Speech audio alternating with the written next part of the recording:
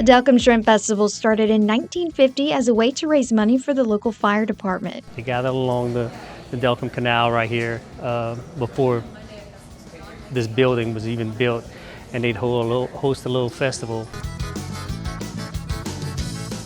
Through the years, it evolved into something much more and became known as the Delcambre Shrimp Festival. Now the Delcambre Shrimp Festival is celebrated over 4 days every August. Lots of great music. Saturday we have Blessing of the Fleet. We have our shrimp cook-off. End everything, of course, with our Fisherman's Mass and Blessing of the Fleet. And volunteers are the ones preparing shrimp for festival goers to enjoy. We go ahead and we prepare all the food that we serve at our festival. There are no vendors allowed into our festival. The only vendor that we have is our ice-cold frozen daiquiris, but all the food is prepared. Everything from shrimp jambalaya, shrimp sauce piquant, fried shrimp, shrimp po' boys. We have a shrimp potato topped with etouffee on top of it, also shrimp pasta, balled shrimp. So yeah, tons of great fresh shrimp dishes prepared by our volunteers, all for you to enjoy. Locals and travelers enjoy the shrimp capital of the world. We've had people here from New York, California, all over the United States, Canada. We've even had some French people here before. So yes, it's great for not only the community, but the surrounding areas and the different cultures throughout the United States and the world. Travelers also make their way to Vermilion Parish every August for the Gaydon Duck Festival. It's the duck capital of America. Why is Gaydon called the duck capital of America? We have such great duck and goose hunting around here, so it was named the duck capital of America. And now we have a festival to celebrate it. Now we have a festival to celebrate it. You're right. I mean, and we celebrate duck and goose hunting. Everything about the festival, from the calling contest, to the dog trials, to the skeet shoot, to the cooking contest. I mean, if you're gonna go shoot it, you gotta eat it. So, we celebrate every part of that duck. Like you said, this is centered around hunting. So can you describe some of those activities people can be a part of? So, starting on the Friday of the festival, we'll have our skeet shoot where you can go and pay to qualify, and you'll have Vermilion Parish 4-H actually takes care of our skeet shoot. They'll be back there, and they'll be leading everybody through qualifying. Once you qualify, you come back on Saturday. You have an opportunity to shoot in the finals if you make it in the finals and win a gun. The calling contest, it's got an open division where you can team up with your partner and go do a team calling. They have, we host Louisiana State calling contest, which the winner will get qualified to go to Stuttgart, Arkansas and call there. And then we also have the cook-off, which everybody wants to cook a little something. Yeah. So you can come and cook on the Sunday. And then with the dog trials, if you have a dog and you've been trained, you want to get in there, you can definitely go and test your dog in the trials. You've been the president for 3 years of the festival. What makes this year different or special compared to those other years? Well, it's our 50th. That's the big deal. It's our 50th anniversary, but we've made some changes. We just painted our building. So the building's got a new paint job on it. We built a new 40 by 60 pavilion for our craft vendors, so that when you come in the main pavilion, it's open where you have more room to walk around, more room to enjoy the music. And we've also, centralized a new ticket booth for adult beverages. What do you think draws people all the way to Gaydon for this festival? The uniqueness. Yeah. It's a unique festival. It's a festival that celebrates a culture. It's a festival that celebrates your duck and goose hunting. It's a festival that really has continued to grow each year, but has puts out great entertainment, puts out a great atmosphere. We have Cajun rides, which it's a family-owned carnival that comes. So, it's a great atmosphere to come to.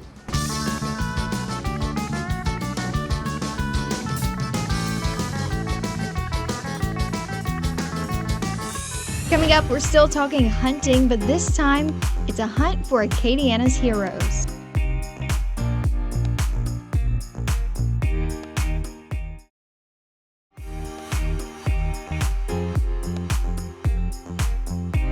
When I went to Vietnam, I was 19 years old. I went in 2003. I was in the Louisiana Army National Guard with the Black Sheep out of Houma. We served Operation Iraqi Freedom in 04 and 05, and I got back at the end of 05 and got out in 2011. I joined the Army in 1986 and retired in 2006. I've served in California, Fort Ord, California, back when it was open, Fulda, Germany, Camp Humphreys, Korea, Fort Hood, Texas, Fort Eustis, Virginia, recruited for a little while here in Louisiana, Iraq. I joined in 1996 and I retired in 2016. Everywhere you didn't want to go, that's where we went.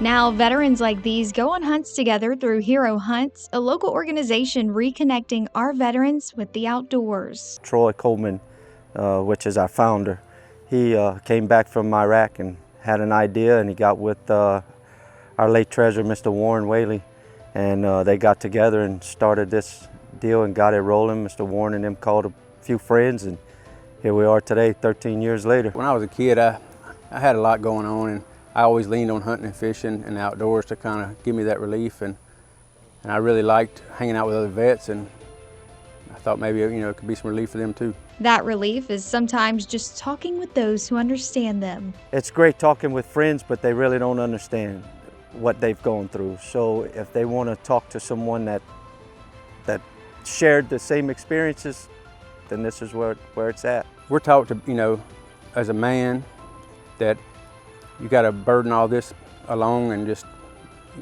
drive on, and it's not that way. I was 19 years old. I was drafted into the military, into the Army. Stateside military, and the war is different. It was a total different shock. That 19-year-old kid never came back, so I had a struggle for about 8 years. But I'm in good shape today. Thanks to the VA, thanks to what's available.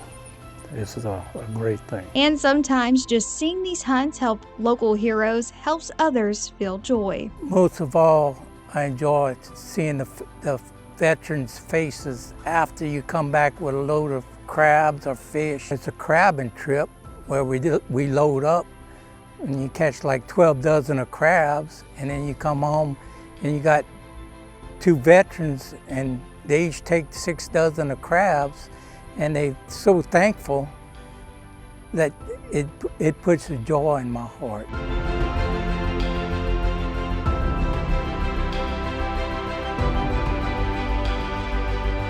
What's been your favorite trip so far?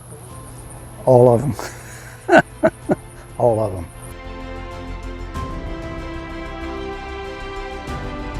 My favorite was a gator hunt. I brought a Vietnam vet on. He drove down from the state of Iowa, and he was like 76 years old. He had the time of his life. I mean, he was so excited.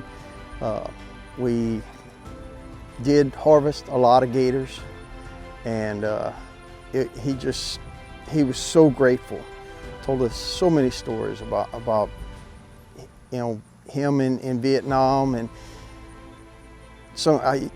stories you can't repeat. Next, we hear from a 96-year-old veteran from Hero Hunts.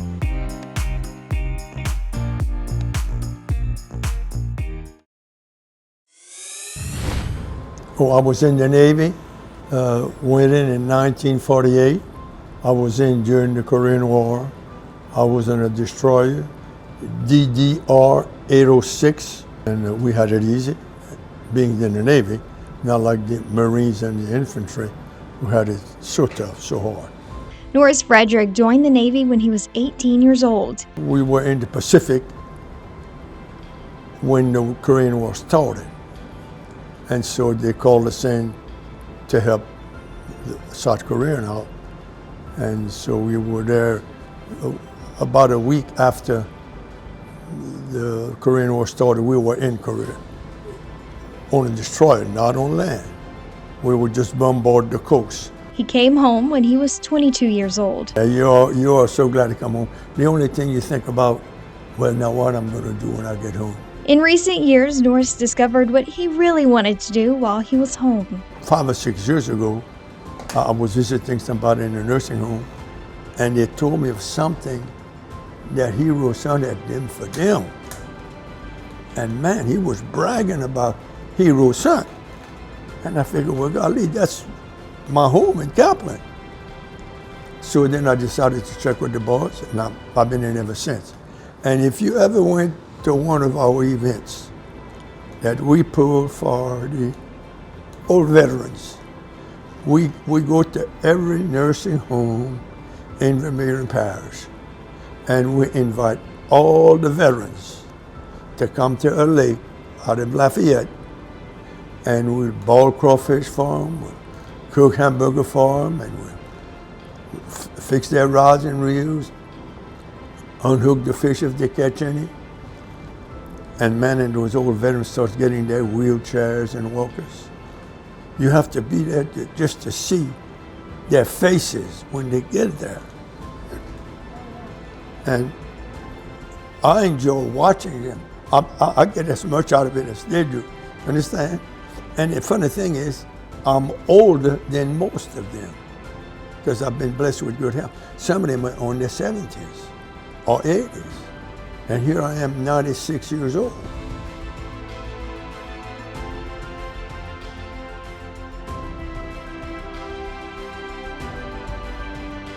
When you see those veterans, what we do for them, that's why I stay in. That's why I'm in the Hero Son.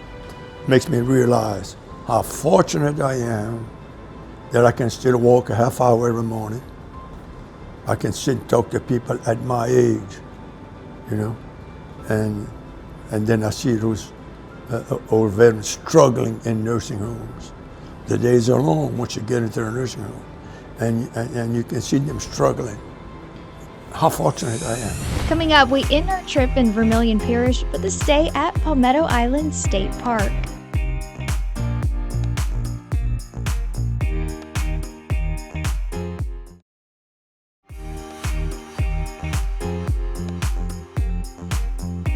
This is the perfect place to stay in Vermilion Parish. There's so much land. How big is Palmetto State Park? So we are 1,299 acres. We have 6 cabins, 96 campsites, 4 backpack sites, a canoe launch, a really nice brand new one, a splash pad. We're in the Nature Center. There's so many things around us. Bugs, furs. What is this building? It just educates people on the nature here at Palmetto Island State Park. It's important that we teach the kids, and a lot of school groups use it. And then the busiest time of year that people come and stay. We're pretty popular during the fall and winter when the weather's a little bit cooler, but day use for sure, people come during the day for the splash pad in the hotter months. There are a few different spots people can stay, RVs, campsites. Can you explain the difference in all the spots here? So our campsites, we're very lucky to have full hookups, which means we have water, electricity, and sewer at each site. So those 96 sites are full hookup. And we have 4 backpack sites where they have to park and then walk around a pond to get to those sites. We have a primitive group camp that the Boy Scouts will use down closer to the river. And then we have 6 cabins. Our cabins sleep 8. There are 2 bedrooms. And it comes with everything you need. You just need to bring your toiletries and food. There's a sofa sleeper, and then the 2 bedrooms, a queen bed, and then 2 sets of bunk beds in the other bedroom.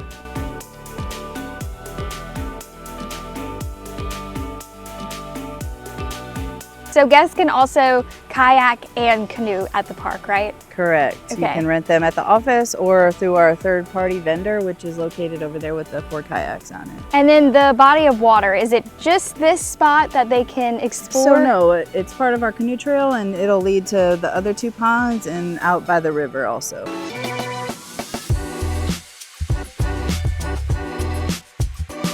Okay, what is the story walk? So it's cases along our kids trail, and every month we put a new book in it.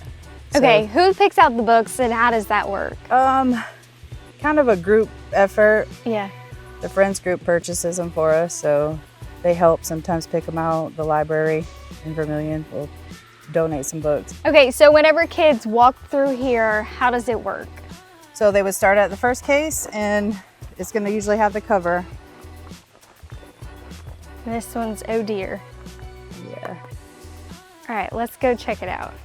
And we try to really showcase Louisiana authors. That doesn't always work out every month for us, but a lot of the times we'll get a Louisiana author and they're willing to come out here on a Saturday and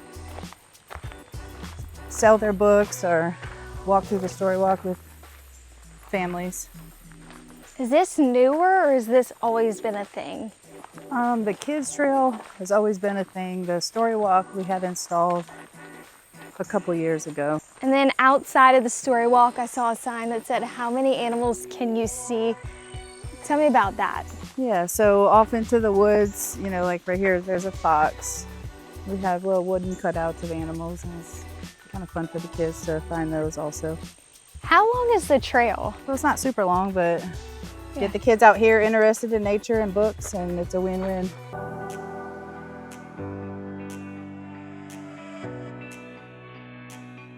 Do y'all get more locals or out-of-town people? I would definitely say more locals. Really? Yeah, for sure. We do have a lot of out-of-towners also, especially in the winter months where they come from the northern states and try to get away from the harsh winters up there. Yeah, a little warmer winter here. Okay, but day trips, even if it's not a stay, if people just come in for the day to go through the story walk or the splash pad, are those more locals as well? Yes, definitely.